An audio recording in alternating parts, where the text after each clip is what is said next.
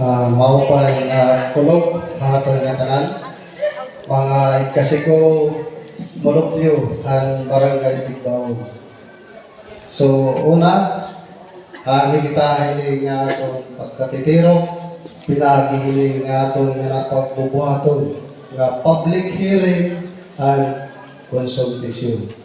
So atong nga pinasalamatan ang atong mahigugmaon nga mabinuligon nga atong mayor Hinanay LB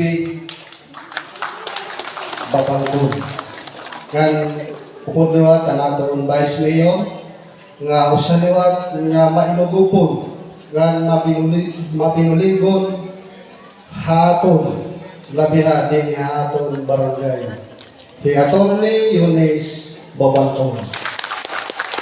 Kaupod-liwat ang aton mga SB member tigangan Honorable Glenn Tan nga hanyara liwat nga Honorable Ibet Babangkod nga sugat nga liwat nga Honorable Lelda Ubor nga naton liwat usapang Honorable Hector Arasa.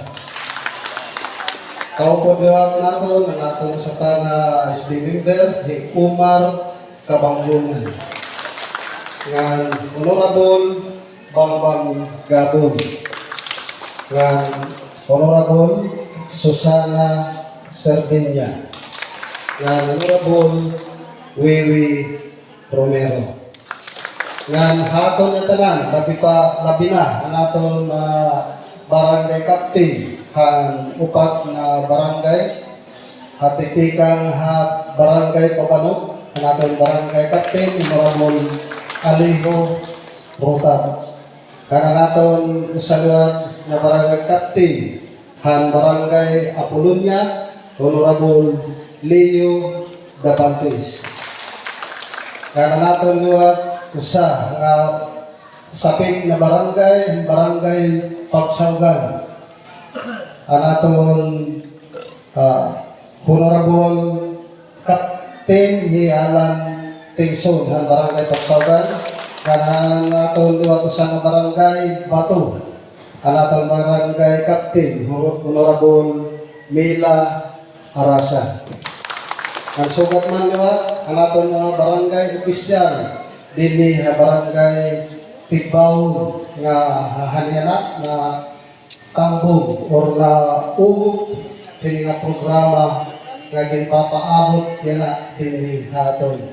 So pamati kita nga tanan para mahibaro kita ang karog sinyon hini nga tawag nga tigangnan naton at sa naton nga hunahuna kung ano ang aton burhaton ano naton mga katungod para hindi yan ang atong paghihisgutan kay para kita maging hilyang nga murayaw nga pag-upoy warayaw haduha magiging malimpyo nga magiging mainuswagon ang atong bungtohan paranas labi na ang atong tagsa-tagsa nga barangay kung magkaurusan kita yan na pinagihin niya ng atong public hearing and consultation. So, otro, ato na tanan, ikasi ko mulot yung barangay Tigbaw, welcome kita nga tanan, hiniya na aton hapak katitiro. Yan, maupay ang ulok, otro, ato na tanan.